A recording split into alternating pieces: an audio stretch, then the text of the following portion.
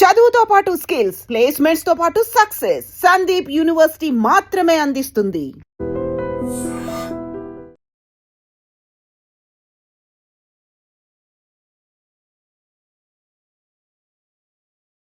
ఒకప్పుడు పార్టీలోకి చదువుకున్న వాళ్ళు మీలాంటి వాళ్ళు వెళ్ళేవారు. కానీ క్రమేపీ పార్టీలోకి వచ్చే వాళ్ళందరూ కూడా మామూలు వాళ్ళు వస్తున్నారు. కారణం అనుకోవచ్చు, అంటే ఐడియాలజీ లేని వాళ్ళు వస్తున్నారు. నేను ముందే చెప్పడం జరిగింది, మేము అన్ని సెక్షన్లలో పనిచేసేటువంటి ఎత్తుగడలు తీసుకొని చేయాల్సి ఉండే. మార్పులకు అనుగుణంగా మార్పులు జరుగుతూ ఉన్నాయి. ఆ మార్పులకు సమస్యలు ఉన్నాయి. మార్పులు జరిగినప్పటికీ ప్రజలకు సమస్యలు లేవు, సమస్యలన్నీ పరిష్కరించబడినాయి అని చెప్పనేటువంటిది లేదు. తెలంగాణ గడ్డకు చాలా అనుభవం ఉన్నది, అందరికీ తెలుసు, మన తెలంగాణ ప్రజలందరికీ తెలుసు. సమస్యలు ఉన్నప్పటికీ కూడా అక్కడ మేము ఆ సమస్యలను తీసుకొని పనిచేయాల్సినటువంటి అవసరం ఉంది. అనేక రూపాల్లో ప్రజలను విడదీసేటువంటి, సంఘటితంగా ఐక్యంగా కాకుండా విడదీసేటువంటి కొన్ని ఏవైతే జరుగుతున్నాయో వాటన్నింటినీ మేమే సమస్యలు పరిష్కరిస్తూ ఒక సరైన దిశలో నడిపించేటువంటి విధంగా పనిచేయగలిగితే ఇట్లా ఉండకపోయేది. సాధారణంగా పార్టీ నుంచి బయటకు వచ్చిన వాళ్ళందరూ కూడా కొంతమంది మీలాంటి వాళ్ళు ద్రోహులని ప్రకటించేవారు. మరి ఇప్పుడు మీకు కూడా సతీష్ దాదా ద్రోహి అని ఎవరైనా అంటే ఉంటారు? మీరు అనండి, చెప్తారు. తెలంగాణ ప్రజలే జవాబు చెప్తారు. ఓపికగా ఉన్నాం, మేము సహనంగా ఉన్నాం, మొదటిసారి అన్నింటికీ జవాబు చెప్పినాం. అదే జవాబును మళ్ళీ చూసుకోండి. మేము స్టార్టింగ్లో నేను రాగానే ఏదైతే మాట్లాడినో ఓపికగా ఉన్నాం. తర్వాత మా మీద ద్రోహులు అని చెప్పినప్పుడు కూడా మా సహచరులే, వాళ్ళ కమిట్మెంట్ ఏంటనేటువంటిది మాకు తెలుసు. వాళ్ళని ఇప్పటికి కూడా రెస్పెక్ట్ అంటే గౌరవిస్తూ ఉన్నాం. కలిసి పనిచేసినటువంటి వాళ్ళు మాట్లాడాలి. ఇప్పుడు ప్రజలు గుర్తిస్తున్నారు మేమేంటి అని చెప్పనేటువంటిది తెలిసినటువంటి వాళ్ళు. ఎందుకు అంటే ఒక దృష్టి సమాజంలో ఉన్నటువంటి పెరిగినటువంటి స్వార్థం చూస్తున్నాం కదా. అవును, డబ్బులకు ఓట్లను కొంటున్నారు ఇట్లాంటి స్థితి ఉన్నది. ఆ మైండ్ సెట్ తోటి, ఆ దృష్టితోటి చూసినప్పుడు కావచ్చేమో అని చెప్పని ఎటువంటిది అనిపించవచ్చు. కానీ మిమ్మల్ని విమర్శించే వాళ్ళు కూడా ఇప్పుడు బయటకు వచ్చారు కదా. లేదు, ఇప్పుడు అట్లాంటి వాటిని నేను కామెంట్ చేయాలని చెప్పని అనుకోవడం లేదు. నేను అట్లేమి, వాళ్ళు సాధారణంగా మేము అక్కడ ఉన్నప్పుడు కూడా బయటికి వెళ్ళినటువంటి వాళ్ళను అట్లే అన్నాము. మేము వచ్చిన తర్వాత వాళ్ళు అక్కడ ఉన్నప్పుడు అనాల్సింది కాదు. అప్పటికి మాతో కలిసి నిర్ణయం తీసుకుంటే చాలా ఉపయోగం ఉండేది. ఇంకా 80 మందిని 90 మందిని మేము కాపాడుకోగలిగేటువంటి వాళ్ళం ఆ రోజు కూడా. అయితే ఇంత పెద్ద ఉద్యమము, ఇట్లాంటి కీలకమైనటువంటి నిర్ణయం తీసుకోవడంలో ఇది ఎందుకంటే సాయుధ పోరాటాన్ని ఆయుధాలు వదిలిపెట్టడము అని చెప్పనేటువంటి నిర్ణయం తీసుకోవడం అంత సాధారణమైన విషయం కాదని మాకు తెలుసు. కాబట్టి మేము వాళ్ళని కూడా అర్థం చేసుకోగలం, వెనుక ముందు ఎందుకు జరుగుతుందని కూడా అర్థం చేసుకోగలం. కానీ వాళ్ళు వచ్చేది కొంతమంది వచ్చారు, కానీ తర్వాత అందరికీ రమ్మని పిలుపు ఇవ్వకపోబట్టే ఇటీవల బీజాపూర్లో జరిగిన ఎన్కౌంటర్లు 2 ప్రాణాలు కోల్పోయారు. ముగ్గురు ఒక ఘటనలో 2, ఒక ఘటనలో 1. దానికి ఎవరు బాధ్యత వహిస్తారు? అట్లా నేను ఎవరిని బాధ్యుల్ని చేయను. మేమైతే కంటిన్యూగా ఎన్ని విమర్శలు వచ్చినప్పటికీ కూడా, ముఖ్యంగా మాకు దేశవ్యాప్తంగా ఎక్కడి నుండి లేదు, తెలంగాణ హైదరాబాద్ నుండే, మా ప్రాంతం నుంచి ఏ ఒక్కరు కూడా మమ్మల్ని విమర్శించేటువంటి వాళ్ళు లేరు. ఇక్కడ ఎవరో ఒకరు విమర్శిస్తే కూడా తన 2 రోజులలోనే తనను పొరపాటు జరిగిందని చెప్పనేటువంటిది ఒప్పించి నాతో మాట్లాడిపించారు. ఎక్కడో ఒక దగ్గర ఏదో సంస్మరణ సభ సందర్భంగా నాకు వ్యతిరేకంగా మాట్లాడితే ఈ ప్రజలే మాట్లాడి ఎవరికి వ్యతిరేకంగా నువ్వు మాట్లాడుతున్నావు అని చెప్పనేటువంటిది మాట్లాడిపించారు. అట్లా కానీ మీరు దాదాపు 30 సంవత్సరాల పార్టీలో ఉండి మీ యవ్వనం అంతా పార్టీకి ఇచ్చి ఇంతకాలం ఫస్ట్ బయటపడి వస్తే రావద్దు, అక్కడే ఉండి పోరాటం చెప్పడానికి వీలెవరండి? నేను అట్లాంటి వాటి మీద ఇప్పుడు కామెంట్ చేయను. నేను ఎందుకంటే నేను చెప్పాల్సిన అవసరం లేకుండానే అందరికీ సమాధానం వచ్చినాయి కాబట్టి నేను మళ్ళీ చెప్పి ఏదో మేము ఇప్పటికీ కూడా అనుకుంటున్నటువంటిది, మార్పులకు అనుగుణంగా మనం మారాల్సినటువంటి అవసరం ఉంది. ప్రతికూలతల మధ్యనే ఉన్నాము, సమస్యలే ఎదుర్కొంటున్నాము. దీంట్లో కూడా ఏదో చిన్న దారి అనేటువంటిది ఒకటి కనిపిస్తూ ఉంటుంది. ఆ చిన్న దారిని పట్టుకొని అందరం కలిసి ఇప్పటికైనా కానీ ఆ నిబద్ధత ఉన్నటువంటి వాళ్ళమే మనందరం. మాకు తెలుసు, మా అందరికి ఒకరికొకరికి మేము అర్థం చేసుకున్నటువంటి వాళ్ళమే. నేనేంటనేటువంటిది వాళ్ళకి తెలుసు, వాళ్ళేంటని చెప్పనేటువంటిది నాకు ఉండొచ్చు. నాకు సంబంధించిన కొన్ని పరిమితులు ఉండొచ్చు. వాళ్ళు అన్నారు కదా ఏదో మితవాదం అని చెప్పి, నాకు కొన్ని పరిమితులు అనేటువంటి వాళ్ళు చూస్తుండొచ్చు, దాన్ని మితవాదంగా చూస్తుండొచ్చు. నేను వాళ్ళలో ఇంకొకటి చూస్తుండొచ్చు. నిన్న ఆ పదాలు నేను మాట్లాడాను. కానీ ఏదున్నప్పటికీ కూడా మా కమిట్మెంట్ అంటే ఉద్యమము, ప్రజలు సమాజ మార్పు కోసము, విప్లవం కోసం ముందుకు పోవాలని చెప్పనేటువంటిది నిబద్ధతతో కలిసి పనిచేసినటువంటి వాళ్ళు. ఈ ప్రతికూలత పరిస్థితుల్లో కూడా మేము కలిసి పని చేయగలిగితే ఉపయోగం అని చెప్పనేటువంటిది నేను వాళ్ళని ఆహ్వానిస్తున్నాను. పార్టీ నుంచి బయటకు వచ్చేటప్పుడు ఆయుధాలు విడిచిపెట్టడం కొంతమంది, మరి కొంతమంది తీసుకొచ్చి రావడం, పార్టీకి ఇచ్చిన వాచ్ని కూడా ఇచ్చి కొంతమంది వస్తుంటారు. మరి మీరేం చేశారు? మేము రాజకీయంగానే మా జనరల్ సెక్రటరీ ఉన్నప్పుడే ఒక నిర్ణయం తీసుకున్నాము. అంటే ఒక నిర్ణయం దిశగా ప్రయత్నం చేసాం. నిర్ణయం తీసుకోలేదు. ఆ నిర్ణయం దిశగా ప్రయత్నాన్ని స్టార్ట్ చేసినాము.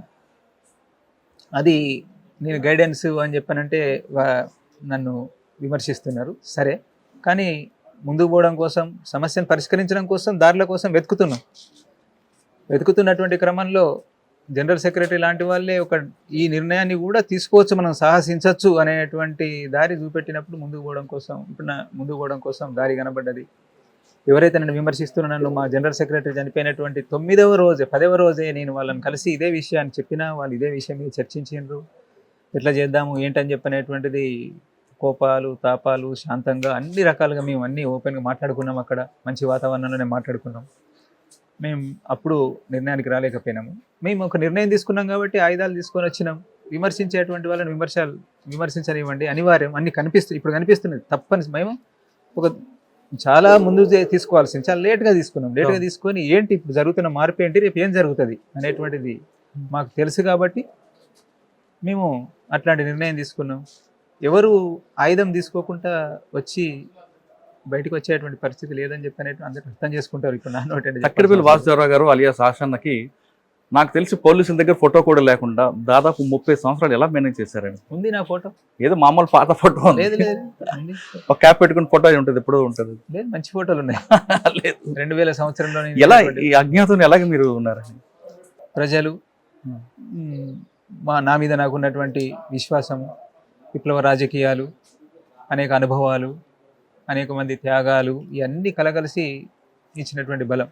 బయటకు వచ్చినప్పుడు వీళ్ళందరినీ అడవిని విడిచిపెట్టి వస్తున్నప్పుడు ఏమనిపించింది? చాలా చెప్పలేనటువంటి ఆవేదన అనేటువంటిది. అక్కడ ఉద్యమ ప్రజలు మిమ్మల్ని చాలా కాలం కాపాడారు కదా. కాపాడారు, ప్రతి సందర్భంలో కాపాడారు. చివరికి కూడా వెళ్ళొద్దని చెప్పనేటువంటిది కూడా అంటే వీళ్ళు పోతే మా పరిస్థితి ఏంటిది, ఒక పెద్ద దిక్కు ఈ ఉద్యమం. నేను అనేటిగా వ్యక్తిగా నేను చెప్పడం లేదు. ఈ ఉద్యమం పోతే ఎట్లా, ఈ సాయుధ పోరాటము, సాయుధంగా ఉండి గ్రామాలు, ప్రభుత్వాలు, ప్రజలే అక్కడ అన్ని సమస్యలు పరిష్కరించుకోవడం, ఇదంతా చేసినటువంటి ఇదే లేకుంటే రేపు ఏమైపోతుంది, రేపు మన భవిష్యత్ ఏంటిది అని చెప్పనేటువంటి ఆందోళన పడుతున్న ప్రజలంతా వచ్చి రాత్రంతా వెంట ఉండి చర్చిస్తూ ఉండడము, ఆ ప్రజలను వదిలిపెట్టి రావడం. వాళ్ళే వీడ్కోలు చెప్పారా మీకు?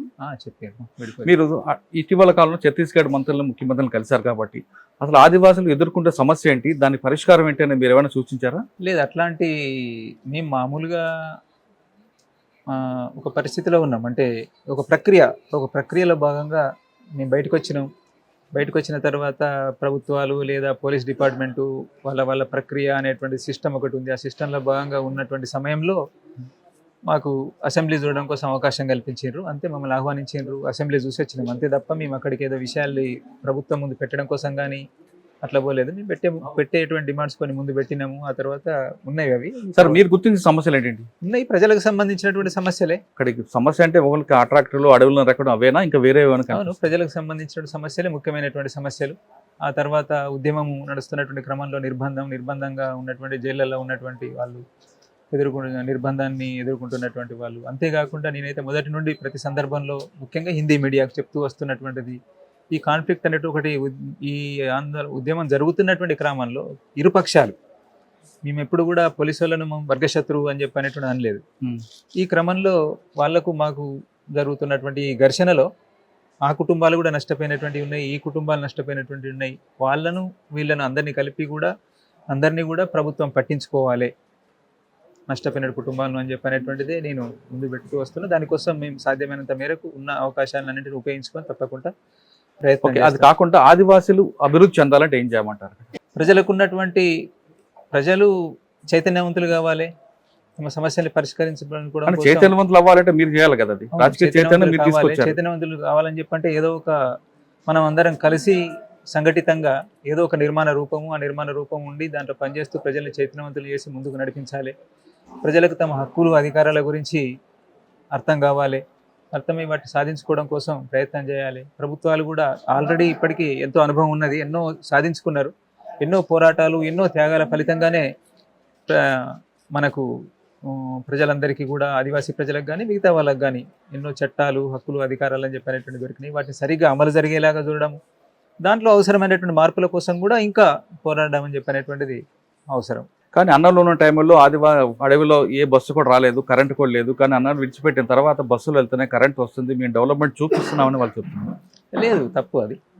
అట్లాంటిది నేను చెప్తున్నా కదా, డెవలప్మెంట్ అని చెప్పంటే డెవలప్మెంట్ని ఏ దృష్టితోటి చూడాలి, డెవలప్మెంట్ అంటే ఏంటి, ఏ వర్గానికి సంబంధించినటువంటి అభివృద్ధి అని చెప్పంటే ఎందుకోసము పూర్తిగానే బస్సు లేదు, స్కూలు లేదు, అంగన్వాడీ లేదు, హాస్పిటల్ లేదు అని చెప్పనేటువంటిది పూర్తిగా అంటే మీ జనతా సర్కార్లో ఉంది కానీ ప్రభుత్వం లేదు. ప్రభుత్వం వాళ్ళు కూడా వచ్చి నడిపించుకోవడం కోసం పూర్తిగా అంటే విద్య వైద్యానికి సంబంధించినటువంటిది అట్లాంటి ఏం అడ్డుకున్నటువంటిది లేదు. ఏదో కొన్ని సందర్భాల్లో కొన్ని పొరపాట్లు ఉద్యమ క్రమంలో జరిగినటువంటి ఉన్నాయి, కానీ దాన్ని ఫోకస్ చేసి చూపెట్టడం జరుగుతున్నది. కానీ అది పూర్తిగా అది నిజం కాదు. మేము ఎప్పటికీ వాళ్ళని వెల్కమ్ చేసినాము, ఆహ్వానించినాము, రానటువంటి వాళ్ళకి అర్థం చేయించినాము వచ్చేలాగా.